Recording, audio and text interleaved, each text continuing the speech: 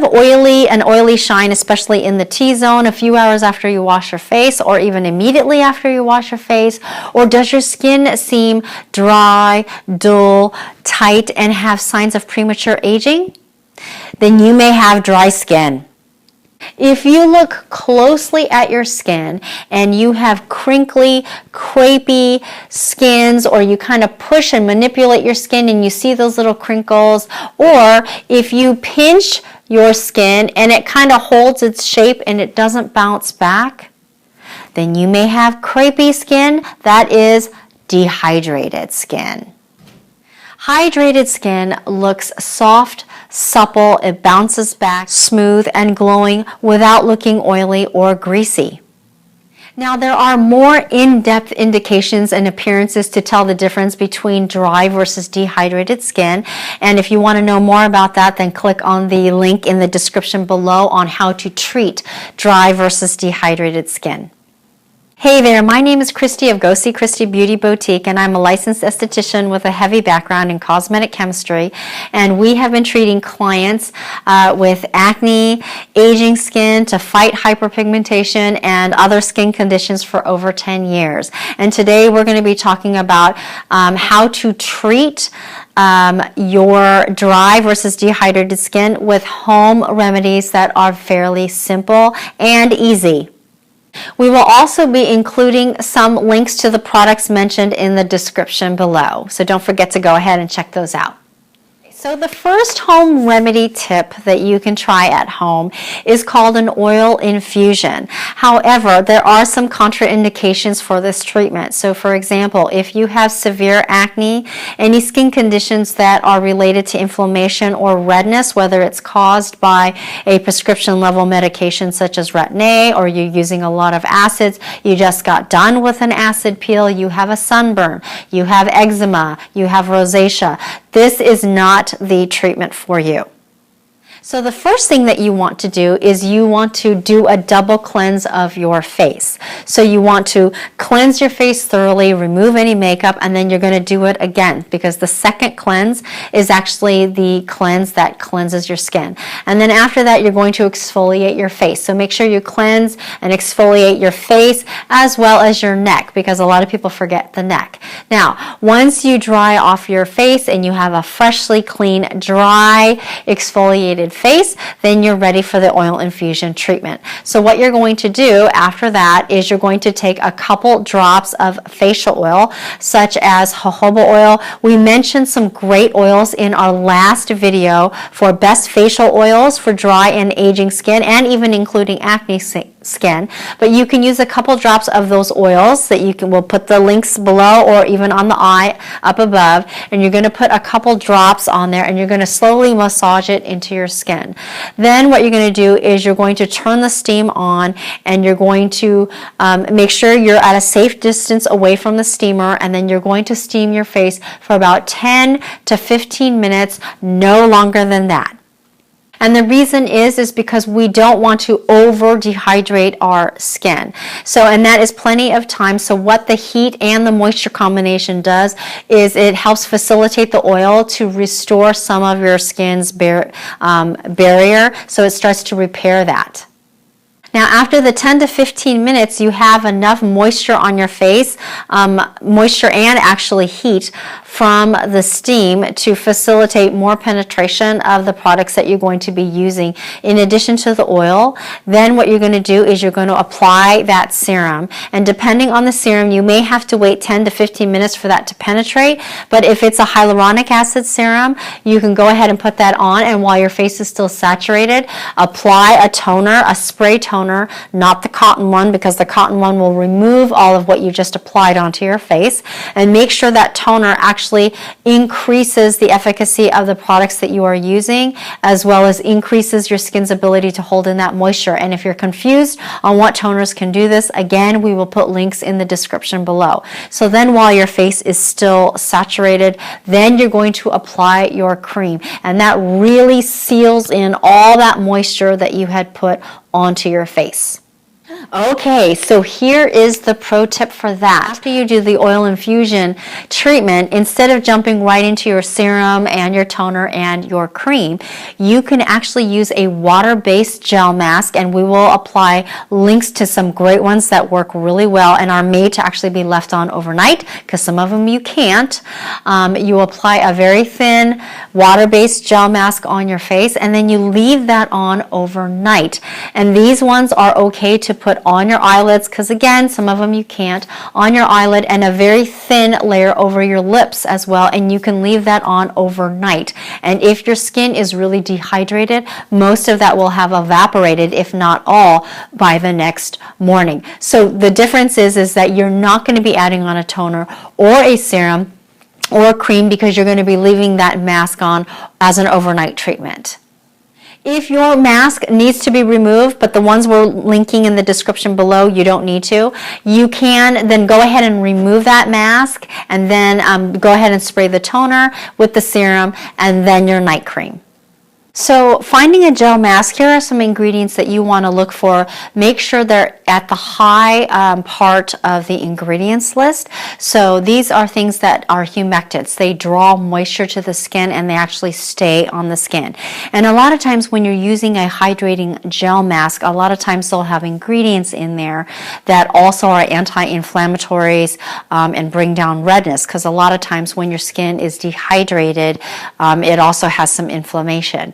So what you want to look for, here are some key ingredients. So the first one is beta-glucan, second one is allantoin, third one is glycerin, and the other one, of course, is sodium hyaluronate. These are all humectants, and they draw moisture to the skin.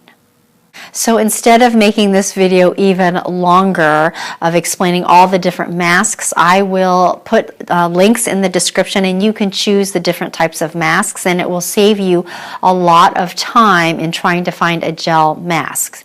And the next one we're going to talk about is a toner. So a toner is something that basically, if you look for a toner, I want you to find one that is a spray toner and not a cotton toner, cotton-based one. So the kind of toners that where you would have to take a cotton ball and then dip the toner onto the cotton ball, avoid those, because here are several reasons. The first one is you waste a whole lot more product. A lot more product of that toner gets into the cotton ball than on your skin. So that's the first one. The second one is, over time, when you're using a cotton ball, a lot of times people want to use it to wipe down the soap residue. That's what it was originally designed for. Well, you're slowly, stressing out the tissues of the skin over time because you're doing it regularly. So you want to avoid that. And the other one is that you get a more even product on your face. So when you use a toner, you do not want to wait until the toner has dried or evaporated while your face is still saturated with the toner, which is usually anywhere between 7 to 10 sprays, so a lot of toner.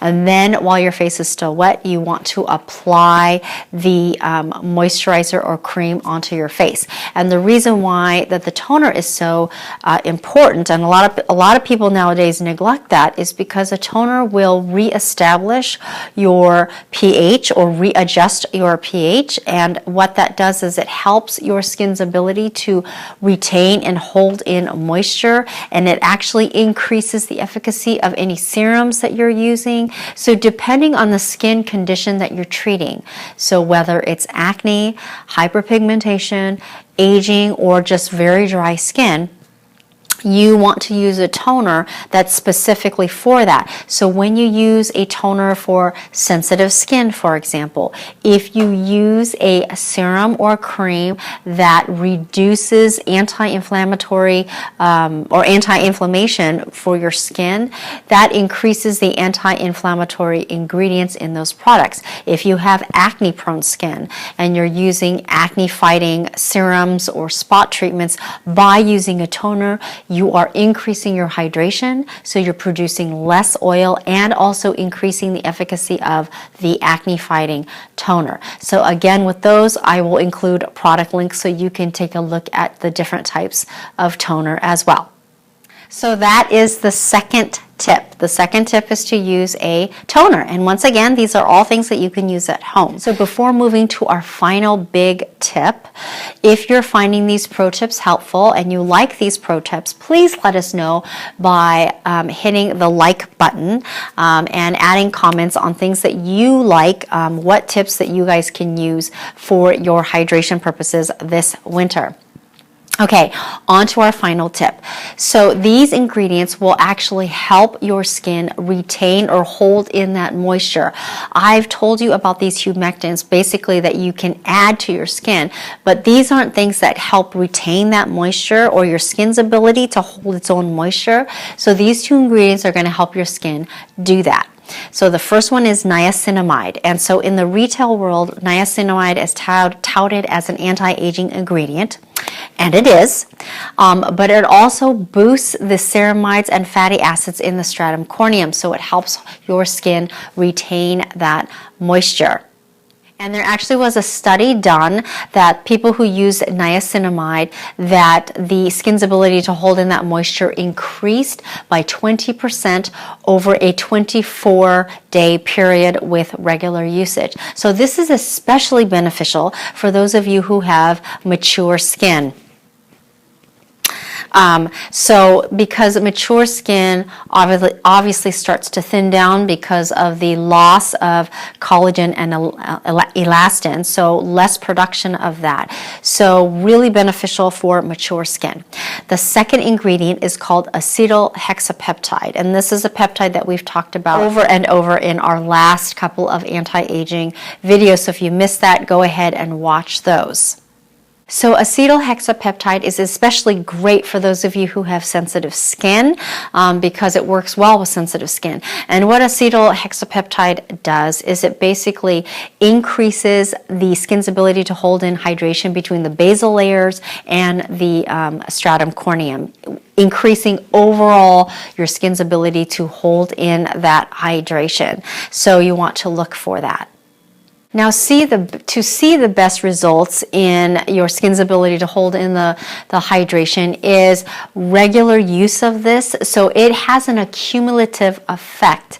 So you have to use this not only regularly but repetitively. So when you do that, it actually increases your skin's ability to hold in that moisture. So you're not on that getting moisture or hydration treadmill, that you're actually increasing your skin's ability to hold in that moisture. Now, for those of you who are using anti-aging ingredients or hyperpigmentation, lightening ingredients, or acne-fighting ingredients, all of those can increase TUL, transepidermal water loss. So if you are, please go watch that video on anti-aging ingredients, and it also includes acne-fighting ingredients that you should never mix to help counterbalance that over dehydration of the skin, so that you can hydrate your skin at the same time. So remember, makeup is an art and skincare is a science. You can actually use a gel mask and put that very thin line on there, and then, oh, hi! I'm just going to finish this one section really quick. Is that okay? Can I run to the bathroom? Absolutely. Where do you want me to leave off from?